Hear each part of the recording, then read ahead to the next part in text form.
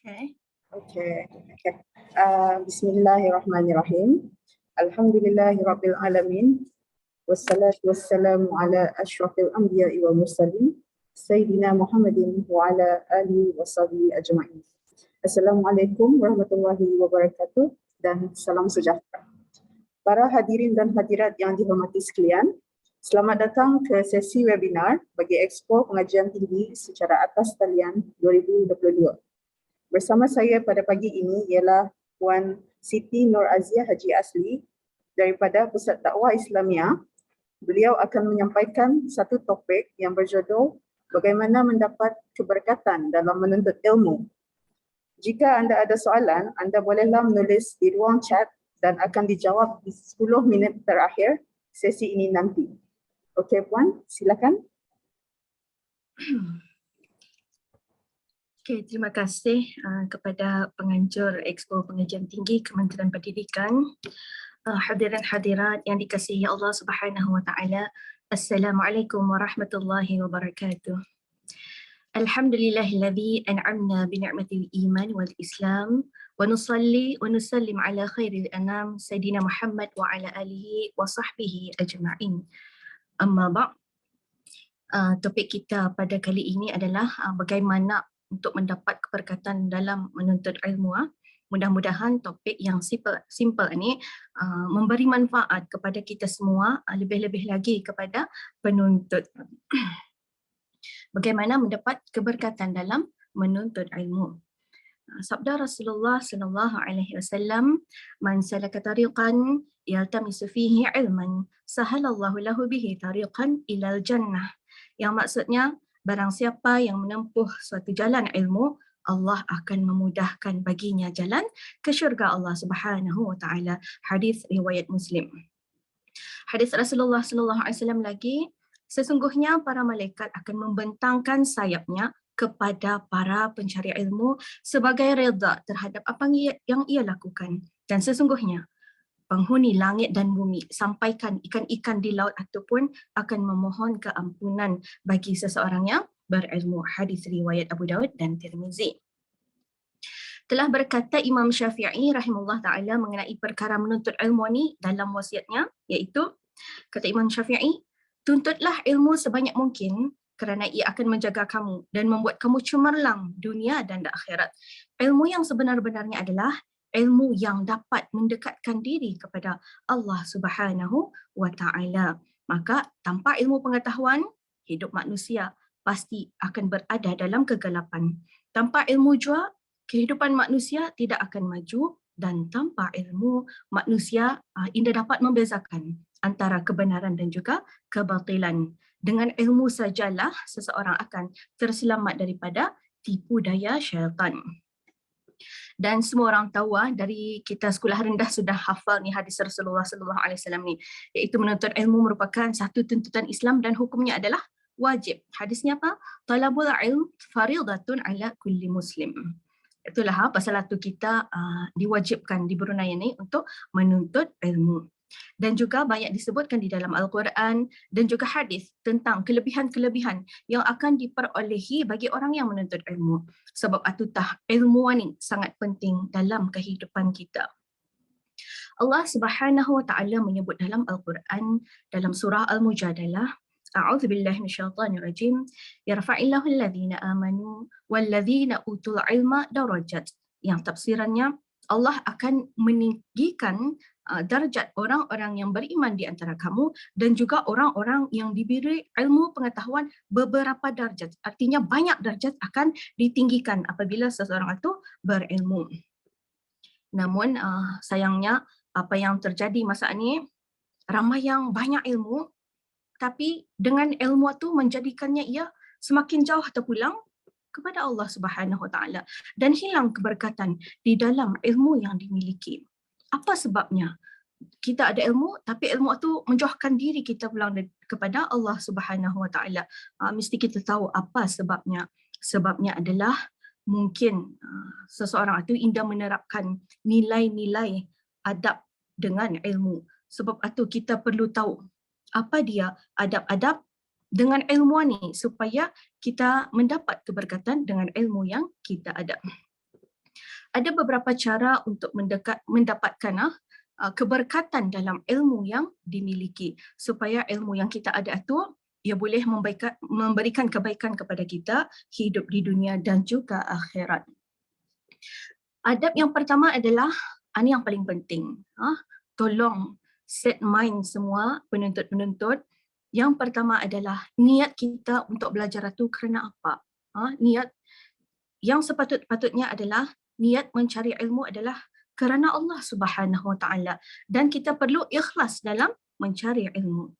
Daripada Amirul Mukminin Abu Hafs Umar bin Khattab radhiyallahu anhu katanya, aku mendengar Rasulullah sallallahu alaihi wasallam bersabda, innamal a'malu binniyat wa innama likullin ri'in ma nawa, ila akhir ayat.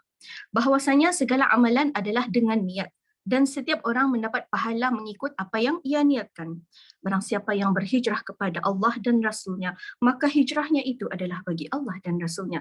Tetapi barang siapa yang berhijrah kepada dunia yang ia ingin memperolehinya ataupun kerana seseorang perempuan yang ingin menikahinya, maka hijrahnya adalah kepada apa yang ia niatkan. Hadis riwayat Bukhari dan Muslim.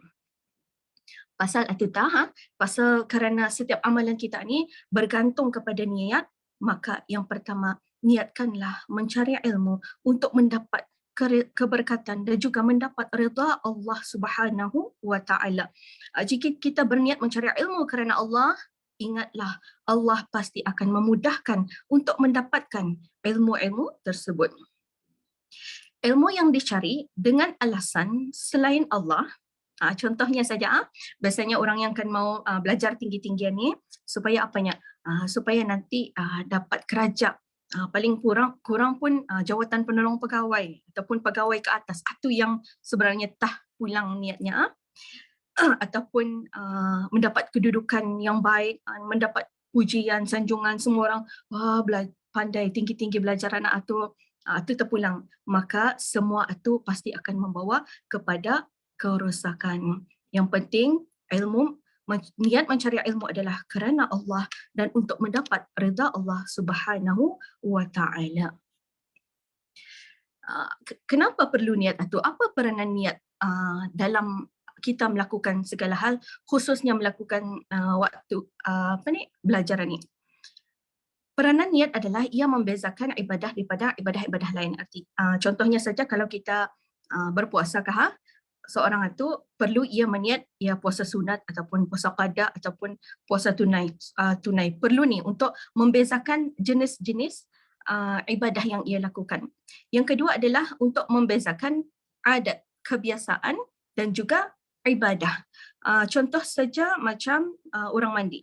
Kalau kita mandi saja-saja, nyanyi-nyanyi lagi tu, maka mandi kita tu adalah ada kebiasaan. Mandi yang bersifat harus. Tapi kalau kita mandi, dalam mandi itu, dalam hati niat, sahaja aku mandi, membersihkan diri kerana Allah Ta'ala, nescaya mandi itu sudah dinilai ibadah dan ia mendapat pahala di sisi Allah Subhanahu Wa Ta'ala. Pasal itulah para ulama mengeluarkan satu kaedah, iaitu al-umur bimaqasidiha.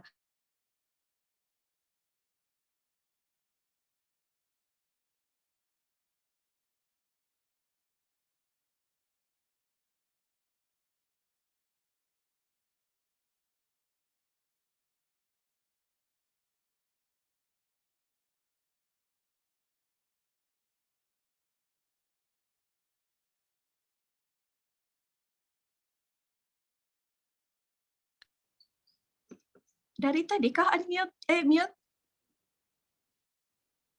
Masya Allah. Baru ni tadi pun, Maaf. Okay. Okay. Yang kedua adalah tekun berusaha. Once belajar itu benar-benar dah belajar dan serahkan tawakal hanya kepada Allah Subhanahu Wa Taala. Kerana apa? Kerana sesungguhnya Allah Subhanahu Wa Taala sangat suka kepada orang yang apabila hambanya itu melakukan sesuatu pekerjaan, lepas tu ia berusaha benar-benar mengerjakannya, dan hendaklah bertawakal hanya kepada Allah dalam segenap hal. Lebih-lebih lagi dalam perkara menuntut ilmu. Sebab apa? Kerana kita hanya sebagai hamba Allah, kita hanya mampu berusaha, tapi Allah lah yang akan menentukan segalanya. Dan yang ketiga adalah adab menuntut ilmu, tidak sombong dengan ilmu yang dimiliki. Kita hayati kisah Nabi Adam alaihissalam dan Iblis. Kenapa Iblis menolak untuk bersujud kepada Nabi Adam sehingga Allah mengusirnya daripada syurga dengan penuh kehinaan? Jawapannya adalah kerana kesombongan Iblis untuk bersujud kepada Nabi Adam alaihissalam. Kenapa? Kerana Iblis menyangka ia lebih hebat daripada Nabi Adam alaihissalam. Lepas tu kenapa ia perlu bersujud kepada Nabi Adam? Pasal ia menyangka ia lebih hebat. Artinya dengan penyakit sombong ini adalah penyakit yang sangat berbahaya. Indah kira dalam apa jua hal dan apa jua keadaan. Cuma tu jua jika seseorang itu sombong dengan ilmu yang dimilikinya. Nauzubillah min zalik. Jauhilah perkara sombong dengan ilmu yang dimiliki. Contohnya saja, dengan ilmu yang ia ada, ia menganggap ia saja yang tahu. Ia yang paling tahu. Dan semua yang dilihatnya tu jahil, Indah tahu. Hayati firman Allah Subhanahu wa taala dalam surah Az-Zumar ayat 72 yang kira-kira tafsirannya, dikatakan kepada mereka iaitu orang yang sombong, masuklah pintu-pintu neraka jahanam itu, kamu kekal di dalamnya. Maka neraka jahanam itulah seburuk-buruk tempat tinggal bagi orang yang menyombongkan diri. Na'udzubillah min zalik. Artinya hendaklah kita sentiasa, makin tinggi ilmu seseorang itu, makin membuatkan ia merendah diri. Makin ia merasa dirinya tu jahil kerana ilmu Allah ni terlalu luas. Ilmu yang Allah bagi arah kita cuma seperti setitik air yang di lautan saja. Semakin orang itu berilmu, maka ia akan menyedari dirinya semakin indah tahu apa-apa. Oleh itu, jangan sombong dengan ilmu yang dimiliki. Dan di antara adab dengan ilmu ni juga ni yang paling penting. Menjaga adab dengan ilmu termasuk cara kita menerima ilmu dari guru. Macam mana adab penuntut dengan guru? Penuntut perlu menghormati guru. Bagi perhatian sepenuhnya. Jangan bebon, jangan bising, jangan main-main. Waktu nitah lagi, semua orang ada handphone. Kalau mengantuk belajar tu, melihat handphone pulang, Indah mengantuk. Tolong buat benar-benar adab dengan guru itu macam mana. Jangan sekali-kali menyakiti ataupun mengguris hati guru. Hormati guru.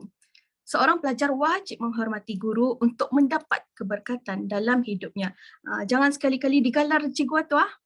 Menuntut tema ni lagi suka menggalar. Kalau yang dia suka macam-macam tah gelaran kan dibagi arah cikgu. Jangan sekali-kali haram menggalar cikgu.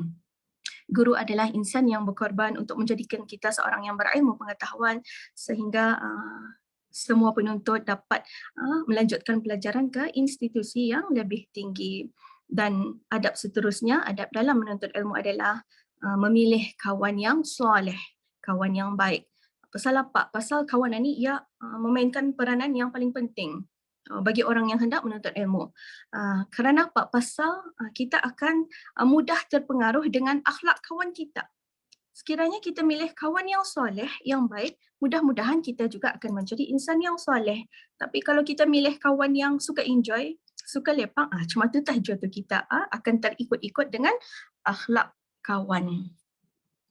Okey, dan seterusnya dalam kita menuntut ilmu tu, banyakkan zikir, mengingati Allah Subhanahu Wa Taala, kerana seseorang yang sentiasa fikirannya, hatinya ingat kepada Allah Subhanahu Wa Taala, ia pasti tidak akan melakukan maksiat ketika ia sentiasa ingat kepada Allah Subhanahu Wa Taala.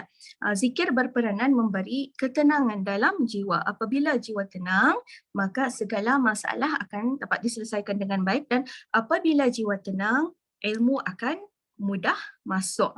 Banyakkan zikir. Yang paling penting, sebagai hamba Allah yang mengaku diri beriman kepada Allah, jangan tinggal solat 5 waktu. Solat 5 waktu ni adalah mengukur sejauh mana keimanan seseorang hamba Allah itu. Kalau ia menjaga sembahyangnya 5 waktu ni, di sana tah menampakkan ia benar-benar hamba Allah yang beriman. Dan adab seterusnya adalah menghormati diri sendiri dan juga orang lain. Biasa kita dengar menghormati orang lain, tapi cuba kita untuk menghormati diri sendiri. Macam mana menghormati diri sendiri? Dengan tidak melakukan perkara-perkara yang boleh merosakkan badan kita, merosakkan roh dan juga akal, iaitu dengan melakukan perkara-perkara yang indah baik. Artinya orang yang melakukan perkara-perkara yang indah baik, hakikatnya ia menzalimi diri sendiri. Dan yang paling penting juga, waktu menuntut ilmu tu, dan sebenarnya bila-bila keadaan pun, jauhilah segala maksiat. Semua orang tahu umur muda-muda ni jiwa darah panasnya orang, jiwa membara-bara, inginkan berkapal-kapal. Tapi tolong jauhilah maksiat, kerana maksiat itu adalah salah satu punca dari punca-punca seorang pelajar susah untuk menerima dan memahami, apalagi kan mengamalkan ilmunya. Puncanya adalah kemaksiatan. Seorang pelajar perlulah berusaha semampu yang boleh untuk mengelakkan dirinya daripada terjebak pada sebarang kemaksiatan. Kalau sudah ada yang berboyfriend, bergirlfriend, berkapal-kapal itu, banyak-banyakkan bertaubat, memohon kepada Allah supaya diberi kekuatan dapat melawan hawa nafsu. Dan yang paling penting dalam kita belajar ni, doa daripada ibu bapa yang memainkan peranan yang sangat penting bagi kejayaan seorang pelajar. Doa yang tidak akan ditolak oleh Allah Subhanahu Wa Taala ada doa dari 3 golongan. Yang pertama adalah doa orang yang dizalimi, yang kedua doa orang musafir, dan yang ketiga adalah doa ibu bapa kepada anak-anaknya. 3 golongan ini doa mereka adalah tidak akan ditolak oleh Allah Subhanahu Wa Taala. Jangan lupa berdoa, memohon kepada Allah. Contohnya berdoa Melayu sejak. Ya Allah, Engkaulah Tuhan yang Maha Pengampun dan Maha menerima taubat. Ampunkanlah aku ya Allah. Engkaulah jua Tuhan yang Maha Berkuasa atas segala sesuatu. Kurniakanlah kepadaku kemudahan dalam menuntut ilmu, diberkati dengan ilmu dan berjaya dalam bidang yang diceburi. Semoga dengan kejayaan itu nanti aku dapat membahagiakan kedua orang tuaku ya Allah. Sesungguhnya Engkaulah Tuhan yang sangat suka memberi kurnia. Ini adalah adab berdoa bagi seorang penuntut. Adab berdoa, jangan direct terus doa. Ya Allah berikan kefahaman ya Allah, ya Allah terus direct. Adab berdoa perlu tahu, yang pertama, pohon maaf terlebih dahulu. Minta maaf dulu arah Allah. Ya Allah ampunkan segala dosaku. Lepas tu puji Allah. Engkaulah yang Maha Berkuasa di atas segala sesuatu ya Allah. Yang ketiga barulah pohon apa yang kita mahu, dan pastikan apa yang kita pohon itu ia membuahkan sesuatu untuk keuntungan dunia dan akhirat. Macam tadi supaya dengan kejayaan yang akan kecapi nanti, aku akan dapat membahagiakan kedua orang tuaku. Ini power ni, doa macam ni. Lepas tu akhir sekali baru puji lagi Allah Subhanahu Wa Taala. Nescaya barang siapa yang sentiasa mengamalkan doa macam ni dengan adab-adab doa, nescaya doa tu akan cepat dimakbulkan oleh Allah Subhanahu Wa Taala. Ini banyak orang bercakap, puas sudah aku berdoa, siang malam aku berdoa, non-stop aku berdoa. Tapi belum juga Allah kabulkan. Pastikan ada unsur 4 ni. Yang pertama tadi, minta maaf dulu kepada Allah, puji Allah, baru memohon sesuatu, dan pastikan yang dipohon itu membuahkan sesuatu keberuntungan akhirat, dan akhir sekali puji lagi Allah Subhanahu Wa Taala. Dan perlu diingat, kenapa doa seseorang itu tidak dimakbulkan oleh Allah? Mungkin kerana dosa-dosa yang masih melekat di badannya. Oleh itu banyak-banyakkanlah istighfar dan taubat kepada Allah Subhanahu Wa Taala. Mudah-mudahan semua beroleh keberkatan dalam ilmu yang dimiliki dan yang akan dimiliki, dan sentiasa berusaha untuk mencari ilmu-ilmu yang bermanfaat, dan jangan kurang doa, banyak doa untuk penerang hati. Contohnya Allahumma aftah alaina hikmataka wanshur alaina min khazaini rahmatika ya arhamar rahimin. Allahumma faqihna fid din wa 'allimna ta'wil wahdina ila sawa'is sabil. Macam-macam, boleh Google waktu ni lihat saja doa. Jangan kurang berdoa dalam kita menuntut ilmu. Sebelum saya akhiri, ingin saya kongsikan beberapa kalam hikmah berkaitan kepentingan ilmu yang bermanfaat, di mana Sayyidina Ali bin Abi Thalib pernah berkata, ilmu itu lebih baik daripada harta. Ilmu menjaga engkau dan engkau menjaga harta. Ilmu menjadi penghukum ataupun hakim dan harta terhukum. Harta kurang apabila dibelanjakan, tapi ilmu bertambah apabila ia diajarkan. Manakala Imam Syafi'i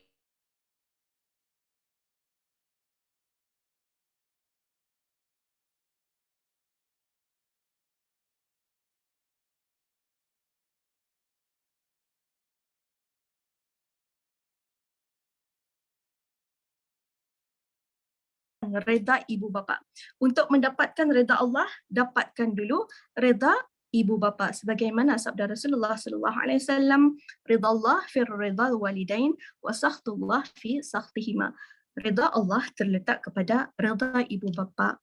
Kemarahan Allah terletak kepada kemarahan ibu bapa. Oleh itu, untuk mendapat reda Allah, perlu dapat reda ibu bapa. Senangi hati ibu bapa. Dan yang paling penting, dalam hati sentiasa zikir, ingat kepada Allah Subhanahu wa Ta'ala. Dan jalan untuk mengagungkan Allah itu dalam segala-gala hal adalah melalui dengan ilmu.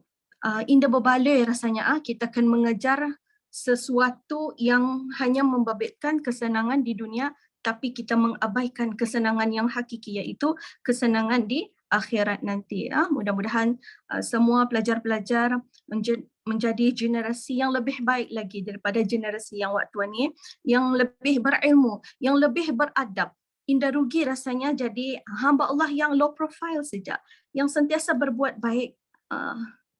Mudah-mudahan semua berjaya dunia dan akhirat. Imam Malik bin Anas menghabiskan waktu selama 16 tahun untuk mempelajari adab dan 4 tahun untuk mempelajari ilmu. Ibnu Mubarak berkata, kami mempelajari masalah adab itu selama 30 tahun, sedangkan kami mempelajari ilmu selama 20 tahun. Maka dengan adab engkau akan memahami ilmu, dan dengan ilmu amalanmu menjadi benar. Adab ini, adab dengan ilmu. Adab adalah pembuka pintu ilmu bagi yang ingin mencarinya. Artinya jangan perlekehkan perkara adab dalam mencari ilmu. Akhir sekali, sama-sama kita berdoa.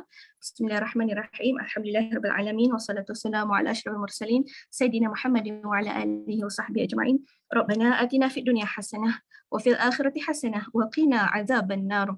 Wahai Tuhan kami, berilah kami kebaikan di dunia dan kebaikan di akhirat, dan peliharalah kami daripada siksa neraka. Imam Al-Hasan Al-Basri rahimahullah berkata, Al-Hasanah fid dunia, kebaikan di dunia itu adalah ilmu. Itu yang kita pinta. Dan ilmu dan ibadah. Dan kebaikan di akhirat pula adalah jannah. Itu sebenarnya. Hasanah di dunia adalah ilmu dan ibadat. Dan hasanah di akhirat adalah jannah. Pasal itu, doa yang simple ni, tapi adalah perbandaharaan segala doa. Rabbana atina fid dunya hasanah wa fil akhirati hasanah wa qina azaban nar. Rabbana la tuzigh qulubana ba'da idh hadaitana wa hab lana min ladunka rahmah innaka antal wahhab. Rabbana ظلمنا أنفسنا وإن لم تغفر لنا وترحمنا لنكونن من الخاسرين.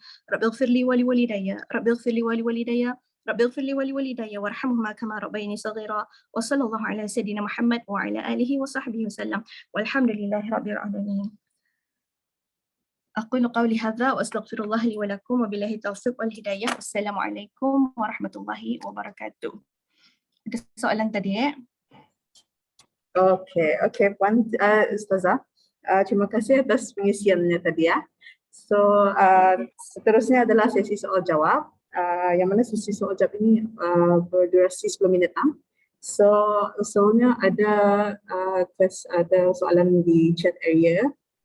Cikgu Nakib Ustazah lah tu. Ada tips or advice for students yang memberi konsentrasi sepenuhnya kepada lecturer tapi ia still kelak mata. Ini bukan bermakna lecturer tu bosan, tapi kemungkinan ia akhir tidur atau sebab membuat kerja hingga lewat malam. Kalau Ustazah ada. Itu sudah sebenarnya apa sebabnya? Apa sebabnya ia kelak mata tu? Pasal ia akhir tidur. seorang student ia perlu pandai manage masanya atur. Ini yang paling penting ni, menjaga masa. Ia perlu ada jadual. Kenapa kita boleh banyak spend masa arah handphone? Waktu ni kan, banyak kan, Indah mengantuk lagi. Pasal itu sebenarnya, itulah peranan iblis. Ia mahu supaya semua hamba Allah ni lalai daripada melakukan perkara yang sia-sia. Tapi kalau orang yang student yang benar-benar ia tahu dirinya tu ia akan menuntut ilmu, ia pasti akan bersiap sedia. Ia akan ready untuk menerima esok aku belajar ni. Artinya aku mesti tidur awal. Bila masa kalau memang banyak kerajaan tu, itulah pandai-pandai mencari masa. Allah beri kita 24 jam.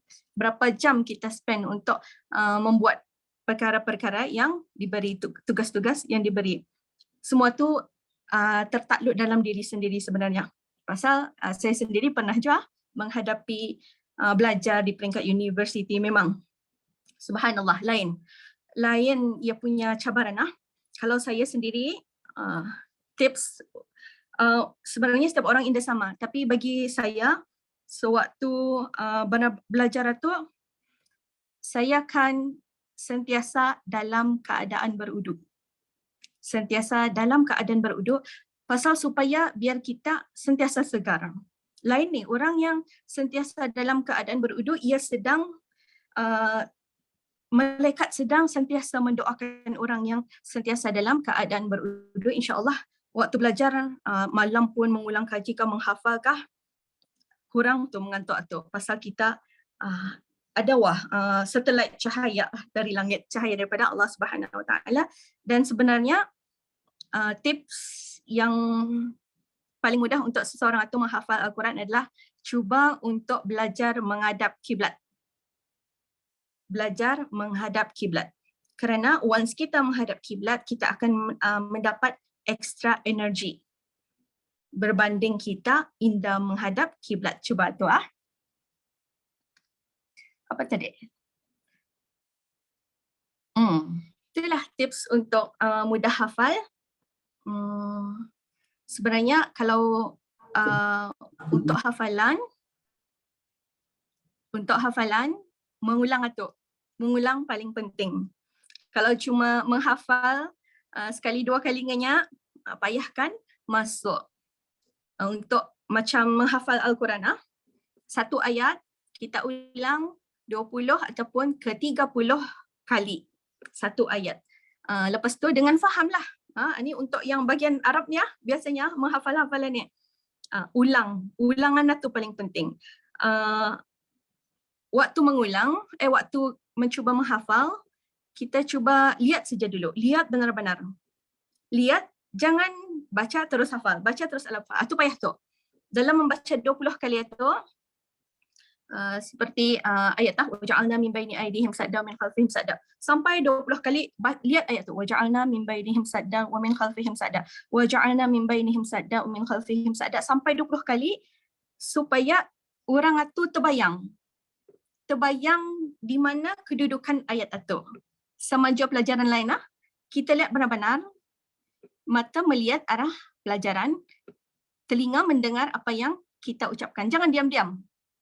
Itu kurang sikit masuknya. Tapi kalau kita mengeluarkan suara, melihat, artinya kita melihat, telinga kita mendengar, itu akan lebih mudah untuk masuk hafalan insya-Allah. Waktu sesuai sebenarnya setiap orang dah sama. Pasal kami sendiri waktu di Mesir pun ada orang yang suka bangun tidur awal, pukul 10 ia tidur sudah, tapi akan bangun pukul 3. Kerana ia lebih selesa tu waktu pukul 3 tu sunyi Setiap orang indah sama. Cari di mana keselesaan yang kita terasa once kita menghafal ataupun mengulang kaji, di mana masa yang kita indah mengantuk. Ada orang pasal ia sudah biasa akhir tidur, pasti ia indah dapat tu bangun awal tu. Mesti mengantuk. Mungkin sebelum tidur ia mengulang kaji, tapi sebenarnya kita sudah ngalih dengan aktiviti-aktiviti waktu siang. Kalau malam itu pun ngalih. Tapi ada orang, indah sama. Setiap orang indah sama. Sebab itu perlu cari di mana masa-masa yang setiap orang itu yang ia terasa di mana ia nyaman. Kalau saya secara peribadi, saya pun biasa tidur dari dulu pukul 11. Bangun pun paling pukul 4, 4:30. Dalam masa menunggu subuh itulah. Kalau saya lah, kawan-kawan saya ada yang awal tidur lagi, itu yang paling bisa itu awal tidur itu. Indah mengantuk esoknya, dapat energi lah juga. Sama, cuba amalkan waktu waktu mandi, berniat. Macam-macam niat di sana. Niat dalam hati ya Allah berikanlah aku kecergasan fikiran, kecergasan badan supaya mudah untuk menerima ilmu. Yang penting itulah, ya Allah, niat aku menuntut ilmu kerana ingin menggapai redha-Mu. Kalau ini saja kita lakukan setiap hari, ingin menggapai redha Allah Subhanahu Wa Taala, pasti Allah tolong. Allah tolong, Allah mudahkan semua cara kita untuk mendapat ilmu. Okey, boleh terjawab? Okey Ustazah. Terima kasih atas penjelasannya. Mungkin Okey. ada soalan dari chat area, tapi soalnya katanya ada masa dalam lebih kurang 6 minit. Ada lagi satu Ustazah, ada satu soalan. Ada yang mengatakan untuk menghafaz itu kitab atau ke kiri kan sedikit menghafaz. Menghafal kirikan sedikit. Kalau itu saya kurang pasti jauh, wallahu a'lam. Mungkin itu setiap orang dengan ilmunya lah. Cubalah kalau benar itu dapat, cuba. Okay. Ada lagi soalan. Ustazah, adakah tips untuk menjaga solat agar tidak mudah lupa rakaat atau membuat solat dengan tergesa-gesa agar jiwa tidak terganggu sewaktu belajar? Tips untuk menjaga solat agar tidak mudah lupa rakaat. Okey. Ini memang ya. Jangan tahu orang lain, even myself, saya sendiri pun kadang-kadang boleh terlupa. Rakaat ketiga kah keempat? Tapi sebenarnya kalau kita kan tahu kita sudah rakaat ketiga, selepas tahiyat awal, once kita berdiri, kita sunat untuk mengangkat tangan. Itu saja tu. Bila kita sunat untuk mengangkat tangan, awal-awal waktu takbiratul ihram, awal-awal yang pertama Allahu Akbar. Sekali rakaat kedua, rakaat pertama, naik untuk rakaat kedua, indah perlu tu. Indah perlu angkat tangan, indah ada tu, indah ada sunnah. Sunnahnya bila? Waktu rakaat kedua, Allahu Akbar. Udah rakaat ketiga naik, indah ada lagi. Sebenarnya di sana supaya kita ingat yang kita tu sudah angkat tangan kah belum. Hikmah kenapa waktu rakaat kedua saja kita angkat tangan, bukan setiap rakaat angkat tangan. Boleh? Atau untuk indah mudah lupa rakaat, ingati saja. Kita akan mengangkat tangan Allahu Akbar selepas tahiyat awal untuk bangkit Allahu Akbar. Atau membuat salat dengan tergesa-gesa. Sembahyang ini kita perlu sadar yang kita sedang berhadapan dengan Allah Subhanahu Wa Taala. Jangan tergesa-gesa. Cuba praktikkan membaca surah Al-Fatihah diputus-putus. Contohnya Bismillahirrahmanirrahim. Alhamdulillahirrabbilalamin. Ar-Rahmanirrahim. Malik yaumiddin. Jangan disambung. Alhamdulillahirrabbilalamin. Ar-Rahmanirrahim. Malik yaumiddin. Sunnahnya memutus, ia adalah adab kita berhadapan dengan Allah Subhanahu Wa Taala, dan sebenarnya di sana Allah menjawab apa yang kita minta. Kalau sudah kita terbiasa macam itu, insya-Allah kita akan menghadapi sembahyang kita dengan tenang. Jangan terburu-buru. Okey, terima kasih Ustazah. Terima kasih Ustazah atas penjelasannya. Mungkin kita ada 3 minit lagi. Kalau ada soalan, saya ada soalan pelang ya. Mendengar pelang tadi tu. Macam mana ketanikan membahagiakan perlindungan ketanian ni? Selain daripada dari segi masa, tenaga, wang ringgit itu. Apa lagi? Membahagiakan indung. sama jua, setiap indong indah sama. Indah sama keperluan apa yang diorang mau. Kita tanyalah apa yang diorang mau. Ada indong yang memang kehidupannya mewah, indongnya yang mewah memang kurangnya mau tu harta benda tu yang diorang mau sentiasa dengan anak-anaknya. Tapi kalau ada indongnya yang kesusahan, yang diorang mau tu bajet tu tu. Tapi sebagai anak, supaya indah dilabel anak yang derhaka, kita perlu sentiasa mendoakan ibu bapa. Doa ni usulnya simple tapi adalah sesuatu yang sangat power ni. Bukan setakat setiap lepas sembahyang kita Rabbil firli wali walidayya. 5 kali saja sehari itu dah cukup sebenarnya. Cuba praktekkan selepas azan, Allahumma rabb hadhihi da'wati tammah. Kadang ada ujungnya Rabbil firli wali walidayya kan? Di sana baca 5 kali. Rabbil firli wali walidayya, Rabbil firli wali walidayya, Rabbil firli wali walidayya, Rabbil firli wali walidayya, Rabbil firli walidayya. Nescaya siapa yang sentiasa mendoakan ibunya ni, walaupun ia indah berbakti, tapi di akhirat ia termasuk daripada anak yang berbakti kepada ibunya. Rohanian yang penting. Kalau rohani kita connect dengan rohani ibu bapa, nyaman tu rasanya. Ibu bapa pun sentiasa mendoakan anak, anak pun sentiasa mendoakan ibu bapa. Artinya cara untuk membahagiakan ibu bapa indah sama. Ikut keadaan ibu bapa tu. Kalau boleh tanya, kenapa? Apa yang diorang mau? Tapi doa yang paling penting, pasal itu yang dia nampak, rohani. Kalau feeling ibu bapa happy arhana tu, kadang-kadang kita dapat nampak tu. Ibu bapa ni milih anaknya yang mana? Kalau yang sudah kahwin atau ibu bapa ni mau di rumah anaknya yang mana? Pasal apa? Ia ada insting tu dengan anak tu, rapat tu dengan anak. Dari rohani. Pasal anak sentiasa mendoakan, ibu pun mendoakan, ibu bapa pun mendoakan anak. Itu yang paling penting. Jangan kurang doa. Yang hidup kah apatah lagi yang sudah meninggal. Okay. Masya Allah, Ustazah, terima kasih atas penjelasannya juga. Ada yang dah tahu je tu. Okay. Ada lagi satu soalan, mungkin yang terakhir. Ustazah, kenapa kalau lepas sembahyang aku kadang-kadang malas kan membaca doa tu? Bergagas rasanya, apa tipsnya tu Ustazah supaya istiqamah berdoa lepas sembahyang? Malas itu memang kerja iblis. Iblis mana puas hati tu. Mesti you buat semua. Itu tu, kenapa kita rasa malas dalam melakukan segala ibadah? Jangan saja doa. Membuat perkara yang sunnah pun malas. Pasal apa tu? Memang iblis. Iblis mau banyak dengannya nanti di neraka. Cuma kita akan melawan rasa malas itu?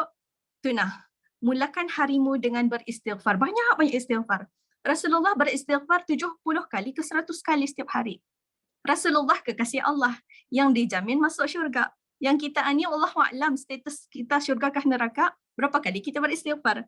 Adakah cukup cuma Astaghfirullahalazim 3 kali setiap lepas sembahyang? Kalau hanya sembahyang 5 kali, 15 kali sahaja. Rasulullah 70 ke 100 kali. Artinya cuba untuk beristighfar paling kurang 100 kali setiap pagi. Mulakan harimu dengan beristighfar dan jangan bagi peluang iblis satu mendekat arah diri kita ni cuma tak. Sentiasa berzikir. Dan yang paling power adalah selawat sebenarnya. Selawat. Allahumma salli ala sayyidina Muhammad wa ala ali sayyidina Muhammad. Once kita selawat, Allah selawat balik arah orang yang berselawat. Itu power benar-benar tu. Itulah, jangan bagi chance iblis satu.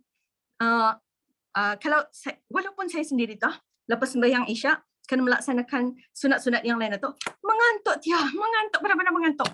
Sekali tak sadar, ini adalah peranan iblis lawan. Nafsu jangan dituruti. Nafsu perlu dilawan. Itu kinya. Nafsu jangan dituruti, nafsu perlu dilawan. Wallahu a'lam bissawab. Okay, terima kasih Puan Ustazah atas penjelasannya. So nampaknya semua soalan sudah pun dijawab. Jika anda ingin maklumat lebih lanjut, bolehlah hubungi Ustazah. Di mana tu Ustazah kalau boleh dapat dihubungi kita? Ada email kah, kontak number? Tu nombor handphone tu boleh lah. Boleh? Okay. Nanti aku bagi bis kita email unit counselling kami di Pusat Dakwah. Okay, terima kasih. Lepas ni insyaAllah. Okay. Terima kasih Ustazah. Sesi seterusnya akan bermula pada pukul 11. Topiknya adalah preparing for overseas higher education from Finlay. Sekian, terima kasih kerana menyertai sesi webinar bagi Expo Pengajian Tinggi secara atas talian 2022. Assalamualaikum warahmatullahi wabarakatuh.